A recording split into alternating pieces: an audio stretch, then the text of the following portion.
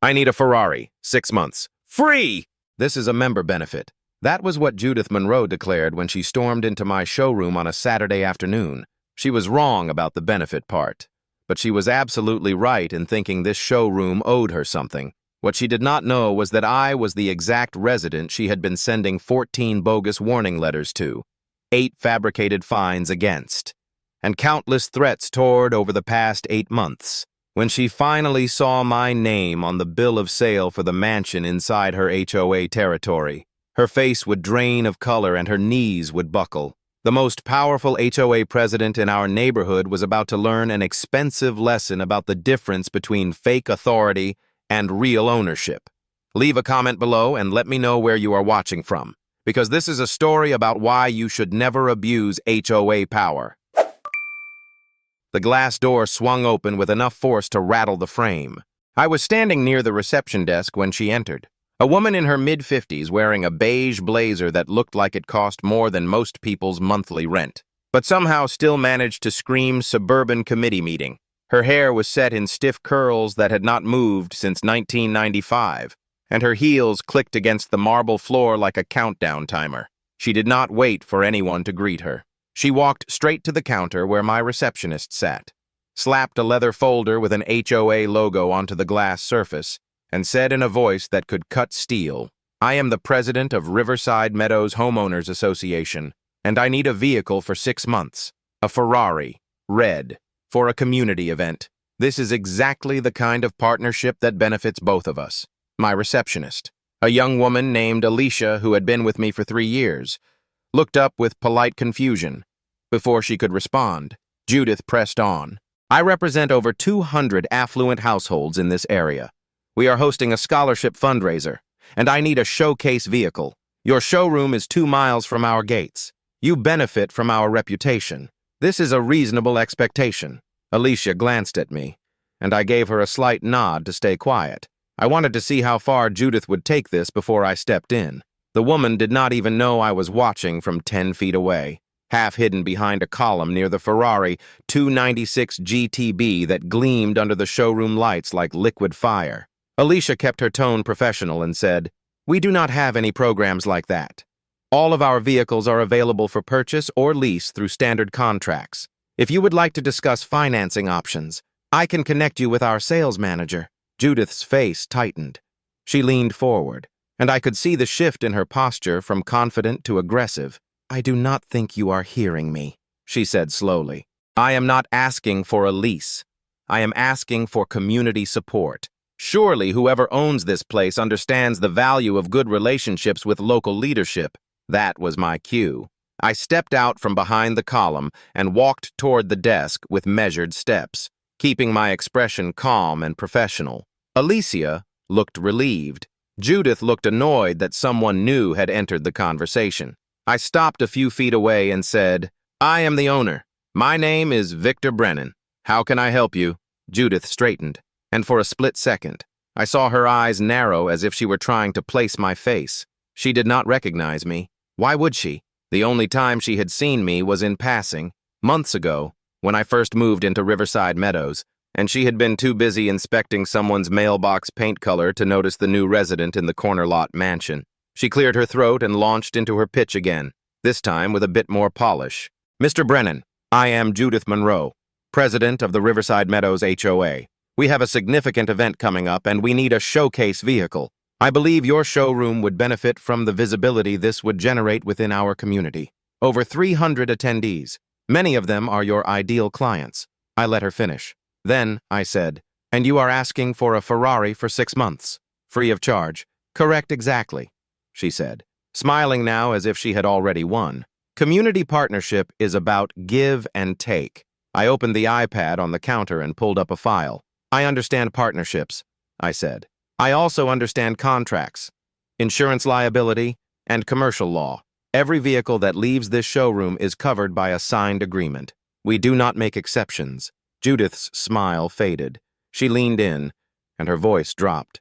"Mr. Brennan, I know a lot of very wealthy people who buy cars like these. I think you would want them to hear good things about how you treat the community." I met her eyes and said nothing for a moment, letting her words settle. Then I said, Are you suggesting that my business reputation depends on complying with your request? She blinked, adjusting her tone. I am simply saying that relationships matter. Word of mouth matters. You are new to this area. It would be wise to build goodwill. I nodded slowly. Then let me be clear about something, I said. This showroom has a strict policy regarding client interactions. Every conversation in this space is recorded by security cameras. If someone engages in behavior that could be considered coercive, we document it. We also consult with legal counsel when necessary. Judith's face flushed. She straightened, grabbed her folder, and said, I see. Well, I will give you time to reconsider. I expect to hear from you soon. Then she turned and walked out, the glass door swinging shut behind her with a soft hiss. Alicia let out a breath she had been holding.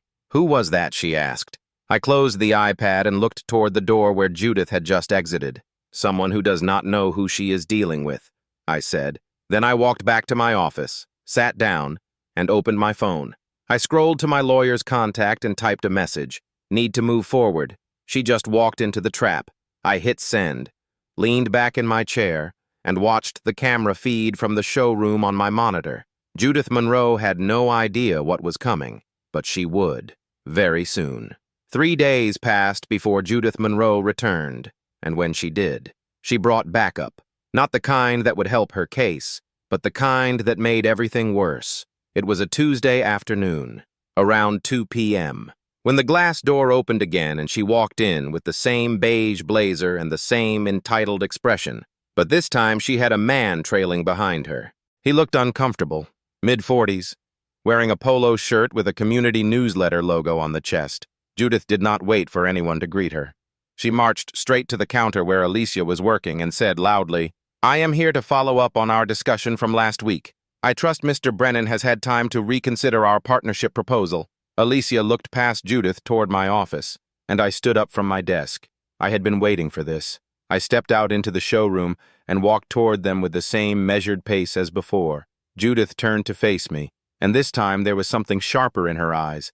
Something that told me she had spent the last 72 hours convincing herself that she had been reasonable and I had been difficult. Mr. Brennan, she said before I could speak, I brought along Robert Hayes, the editor of our community newsletter. He will be covering local business partnerships in next month's issue. I thought it might be helpful for him to document how you choose to engage with the community around you.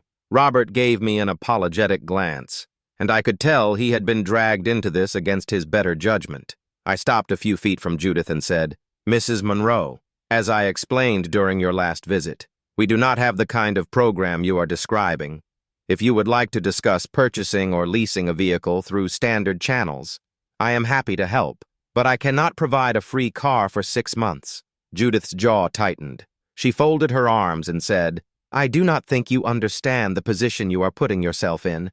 Many families in Riverside Meadows are looking for luxury vehicles. If they hear that this showroom refused a simple community request, they may take their business elsewhere. I let her finish. Then I said, Are you suggesting that if I do not comply with your request, you will discourage potential clients from visiting this showroom? She did not hesitate. I am saying that reputation matters. Mr. Brennan, people talk. I nodded slowly, as if considering her words. Then I opened the iPad that Alicia had already placed on the counter and pulled up a document. Mrs. Monroe, I appreciate your concern for my reputation. So let me share something with you. I turned the screen toward her. On it was an email from my attorney, drafted the day after her first visit. The subject line read, Legal advisory regarding coercion and commercial intimidation. I said, This email outlines the legal definition of extortion in a commercial context. It explains that threatening to harm a business unless certain demands are met can be classified as coercive behavior. It also notes that such behavior, when documented, can be grounds for a civil suit.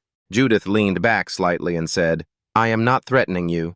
I am simply explaining how word of mouth works. I met her eyes. You told me that if I do not give you a free car, wealthy clients will hear negative things about my business.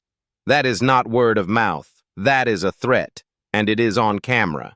I gestured toward the ceiling where 3 small security cameras were mounted in plain view. Every conversation in this showroom is recorded.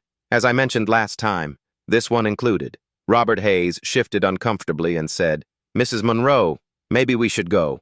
Judith ignored him. She pointed a finger at me and said, "You are twisting my words. I came here in good faith to offer you an opportunity." I stayed calm. "Mrs. Monroe, I am going to ask you a question, and I need you to answer it honestly. Have you sent letters or fines to any residents in Riverside Meadows who did not comply with HOA requests?" She blinked. "That is HOA business.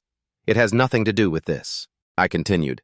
"Have you sent letters threatening fines or legal action to residents who refused to follow rules that were not actually in the HOA bylaws?" Her mouth opened, then closed. She said, "I enforce the rules as I see fit. That is my job as president."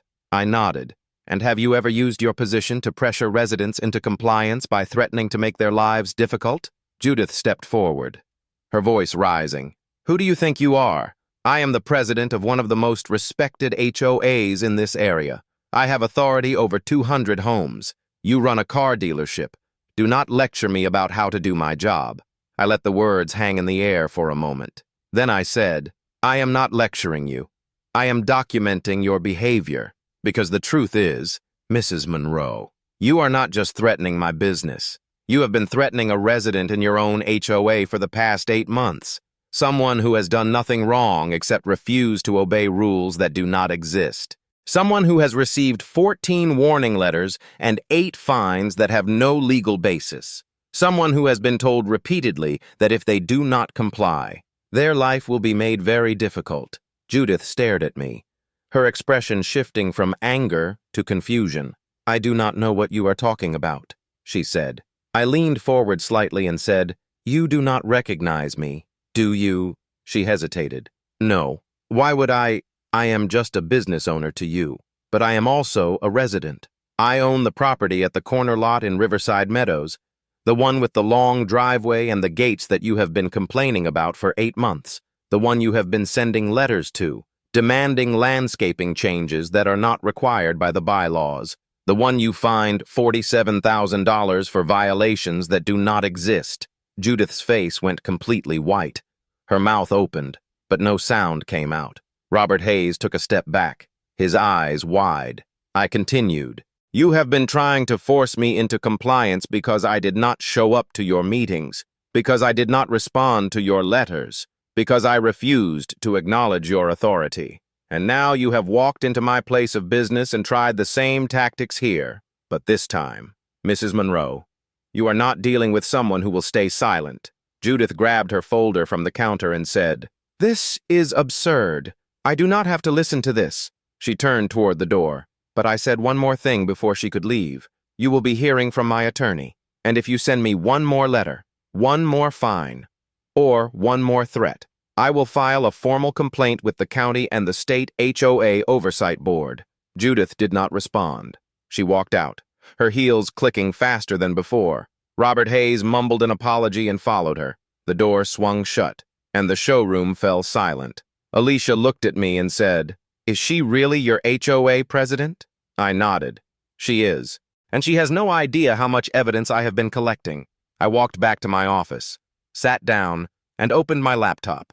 I pulled up a folder labeled Riverside Meadows HOA and scrolled through the files. 14 scanned letters, 8 invoices for fabricated fines, 12 email threads, 3 recorded voicemails, all of it organized, all of it dated, all of it ready. I opened a new email to my attorney and typed.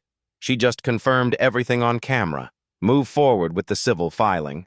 I hit send and leaned back in my chair. Judith Monroe had just made the biggest mistake of her life, and she still did not know it. The following Saturday, around 3 p.m., Judith Monroe walked into my showroom for the 3rd time.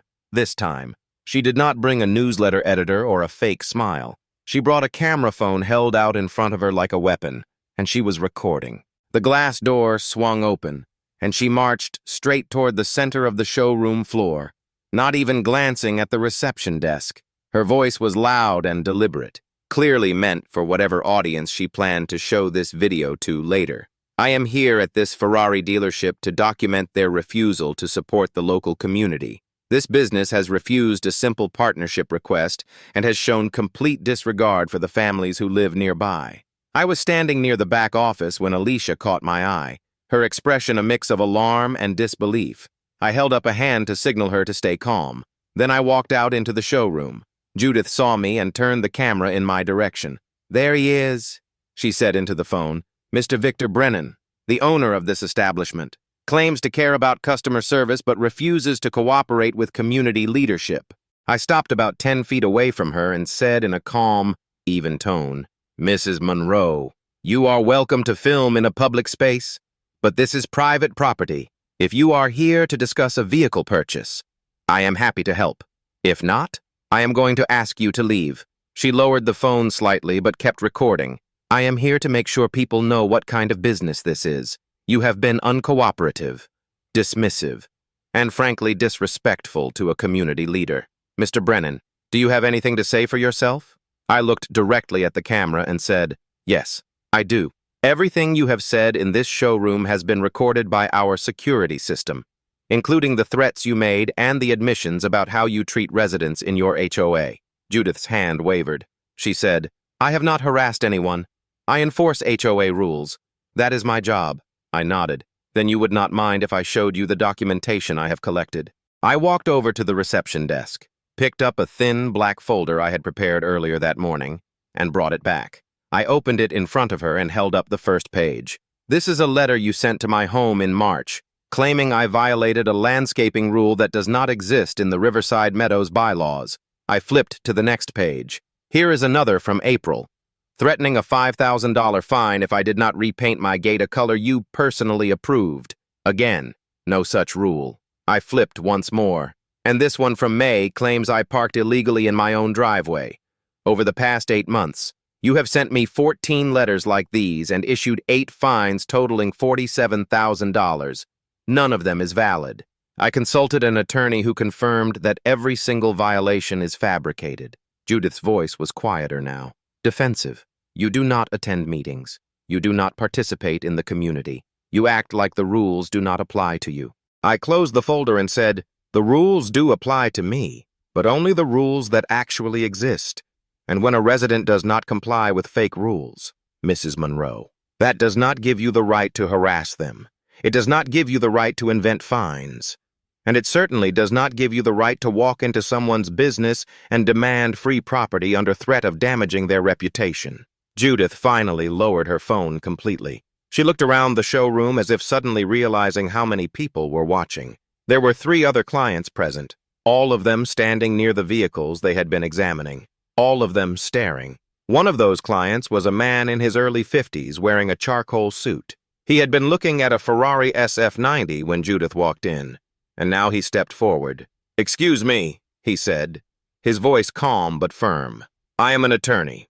I specialize in civil litigation. What I just witnessed could very easily be considered defamation and harassment. If this footage gets published, you may want to consult with your own lawyer." Judith turned toward him, her face pale. "I was just trying to make a point." The man shook his head. "You were trying to damage this business publicly because they refused to give you something for free. That is retaliation." Judith looked back at me, then at the lawyer, then at her phone. She turned and walked toward the door without another word. Her footsteps were slower this time, less certain. The door swung shut behind her, and the showroom went silent. The lawyer walked over to me and extended his hand. "My name is Alan Foster," he said. "I have been looking for a new car, but I am also happy to provide a witness statement if you decide to take action." I shook his hand. "I already have an attorney working on it, but I appreciate the offer." Alan nodded and returned to the SF90. Alicia came over and said quietly, "Is this really happening?" I looked at the folder in my hands, then at the cameras above. "Yes," I said, "and it is almost over." I walked back to my office and opened my laptop. I pulled up the security footage from the last 20 minutes and saved it to the folder where I had been storing everything else. Then I sent another email to my attorney. "Third incident recorded. Witness present. The client is an attorney and offered to provide a statement. Recommend moving forward immediately." I hit send and sat back in my chair. Judith Monroe had just given me everything I needed. She had walked into my business, recorded herself making false accusations, and done it in front of a civil litigation attorney who was now willing to testify on my behalf. I did not feel victorious. I felt tired, but I also felt certain that this was the right move. For 8 months, I had ignored her letters, hoping she would eventually move on. She had not. She had escalated. And now the system I had been relying on was about to step in. Judith had spent years abusing her position, using fear and intimidation to control people who did not know they could fight back. But I knew. And I had been collecting evidence from the very first letter. The door to justice was opening, and Judith Monroe was about to walk straight through it. 1 week later, Judith Monroe returned. But this time, she did not storm in. She walked through the door at 10 a.m. on a Thursday with a tight expression and a manila envelope in her hand. There were no cameras, no witnesses she had brought along, and no speeches. She walked directly to the reception desk and said in a clipped tone, "I need to speak with Mr. Brennan. It is urgent." Alicia glanced toward my office, and I nodded. I had been expecting this. I stood and walked out into the showroom. Judith saw me and held up the envelope. "I received a letter from your attorney," she said. "I want to discuss this before it goes any further." I gestured toward the private meeting room we used for contract signings. "Let us talk in here." She followed me in, and I closed the door behind us. The room was simple, just a table, 4 chairs, and a large window overlooking the showroom floor. I sat down across from her and said, "What would you like to discuss?" Judith placed the envelope on the table, but did not open it. She said, "Your lawyer claims I have been harassing you, that I have issued fake fines and violated HOA procedures. I want you to know that I was acting in good faith. I was enforcing what I believed to be the rules. If there were mistakes, they were honest mistakes." I leaned back in my chair and said, "Mrs. Monroe, over 8 months you sent me 14 letters, issued fines totaling $47,000, and threatened to place a lien on my property. You told me that if I did not comply, you would make my life in Riverside Meadows unbearable. Those are not mistakes. Those are deliberate actions." Judith's hands tightened on the edge of the table. "I did what I thought was necessary to maintain standards. You refused to participate. You ignored every attempt I made to communicate." I met her eyes and said, "You were supposed to follow the bylaws, the actual bylaws, not the ones you made up." She looked away, her jaw clenched. Then she said, "Fine. I will withdraw the fines. I will send a formal letter retracting everything. Just drop the lawsuit." I shook my head. "It is not that simple. You did not just send letters. You came into my business and threatened my reputation in front of clients. You recorded yourself making false accusations. And you did all of this because I would not give you a free car." Judith's voice rose. "I was trying to build a partnership. You made it personal." I stayed calm. "No, Mrs. Monroe, you made it personal. You have been targeting me since the day I moved in because I did not bow to your authority. And now you are sitting here, not because you realized you were wrong, but because my attorney sent you a letter that scared you. That is not accountability. That is damage control." Judith stared at me for a long moment. Then she said quietly, "What do you want?" I reached into the folder I had brought with me and pulled out a single sheet of paper. I slid it across the table. It was a bill of sale. The document showed the purchase of a property located at the corner lot of Riverside Meadows. The buyer's name was listed at the top in bold print, Victor Brennan. The purchase date was 8 months ago, just 2 weeks before Judith had sent her first warning letter. She looked down at the paper. Her eyes moved across the name, then the address, then the date. Her face went completely white. Her mouth opened, but no sound came out. She looked up at me, then back down at the document, her hands starting to shake. "You," she said finally, her voice barely above a whisper. "You are the resident." I nodded. "I am.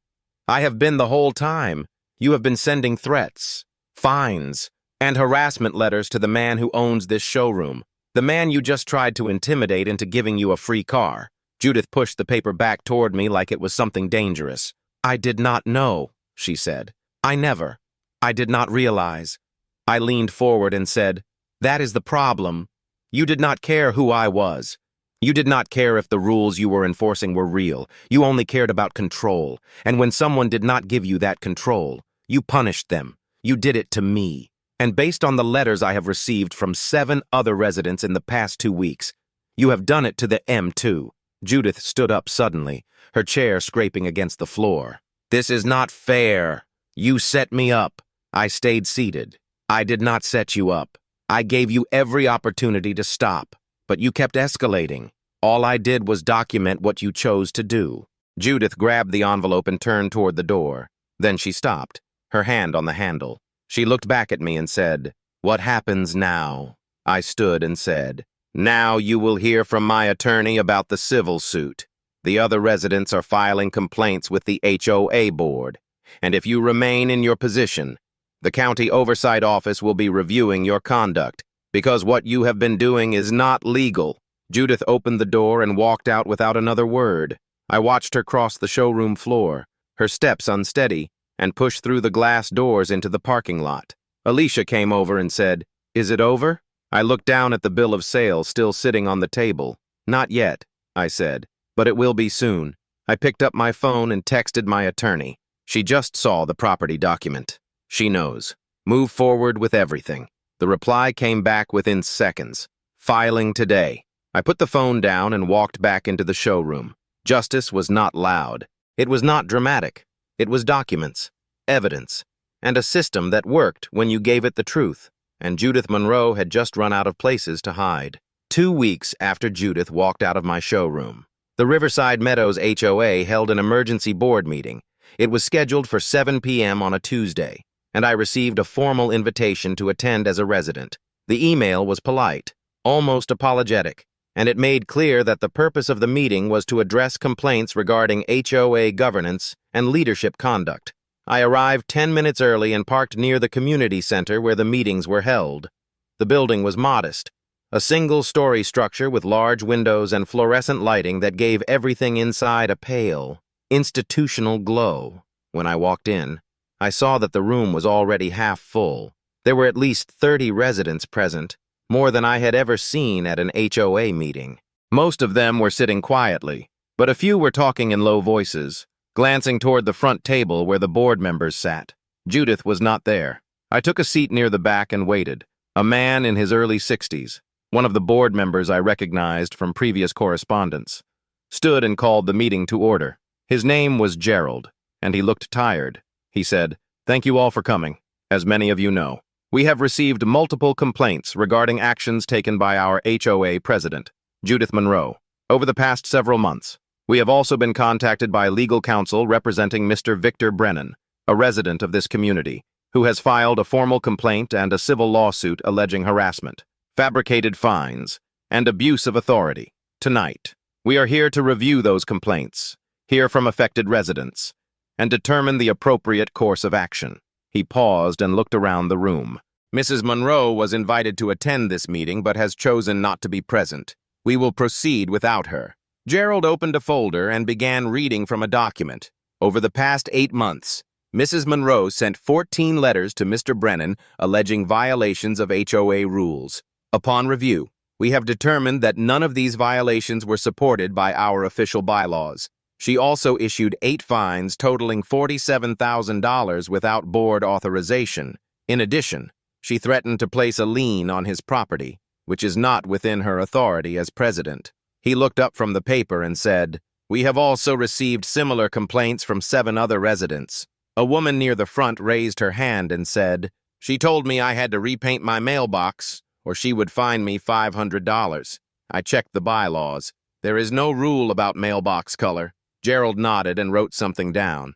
Then he said, "Based on these findings, the board has voted unanimously to remove Judith Monroe from her position as HOA president, effective immediately.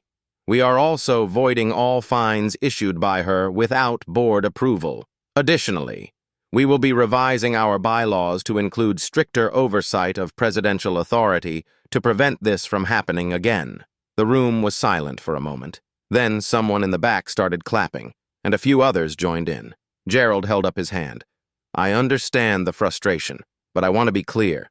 This is not just about one person. This is about making sure our HOA operates transparently and fairly. We failed to catch this earlier, and for that, we apologize." He looked directly at me and said, "Mr. Brennan, would you like to address the group?" I stood and walked to the front of the room.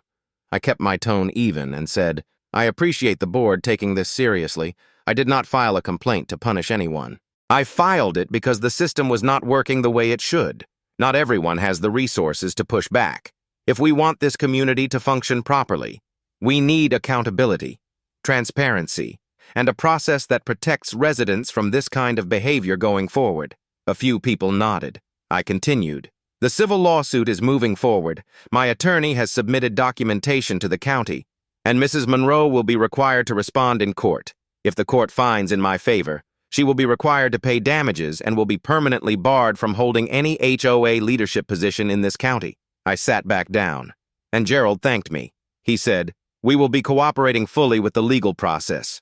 We have also reported this matter to the state HOA Oversight Board, and they will be conducting an independent review." The meeting continued for another 20 minutes.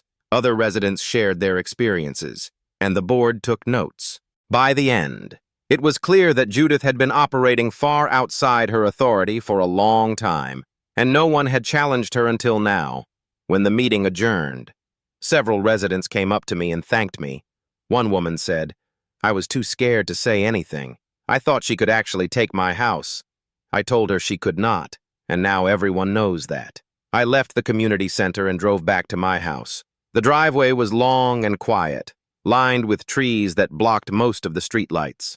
I parked and sat in the car for a moment, looking at the front gate that Judith had demanded I repaint. It was fine the way it was. It always had been.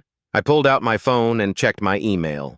There was a message from my attorney. Subject line, court date set.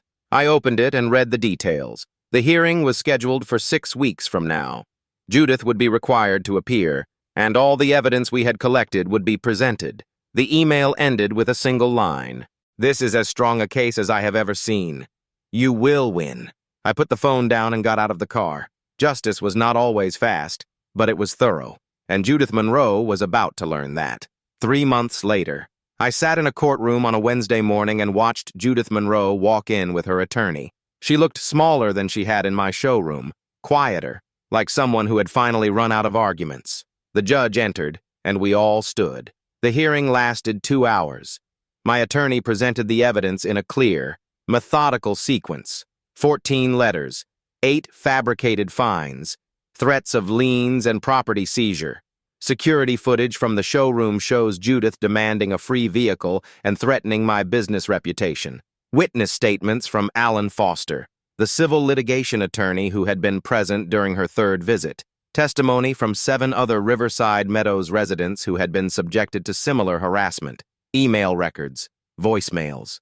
A timeline that showed deliberate, repeated abuse of authority over 8 months.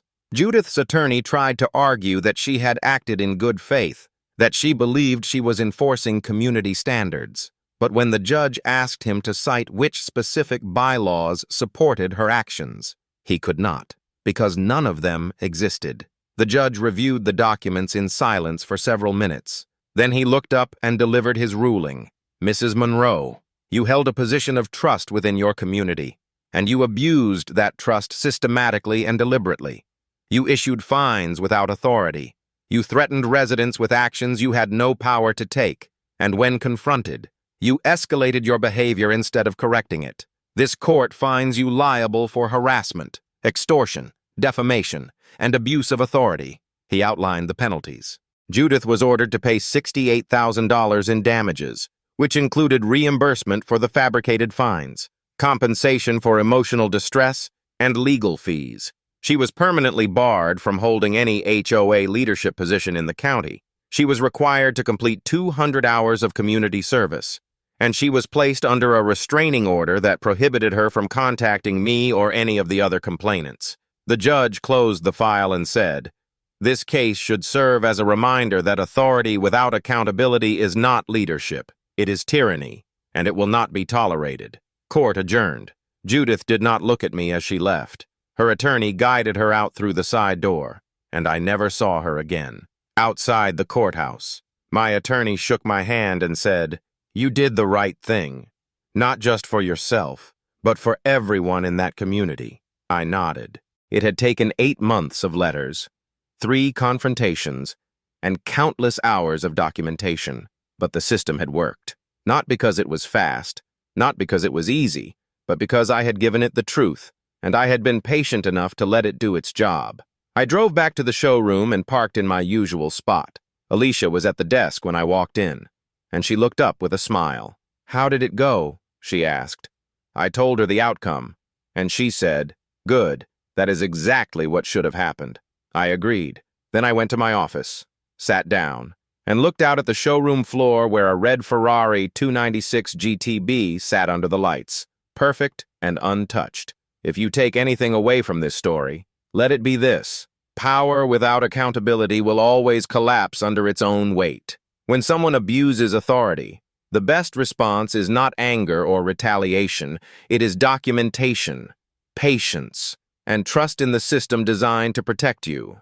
Judith Monroe thought she was untouchable because no one had ever challenged her, but all it took was one person willing to collect evidence, follow the process, and let justice run its course. If you have ever dealt with someone who abused their position, whether in an HOA, a workplace, or anywhere else, know that you are not powerless. The system works when you give it the tools it needs. If this story resonated with you, if you believe that accountability matters and that no one is above the rules, then I invite you to support this channel, Karma Clause, where we share stories of justice, consequence, and the power of standing up for what is right. Subscribe, share, and let us keep holding the line together, because karma is not luck, it is a system, and it always delivers.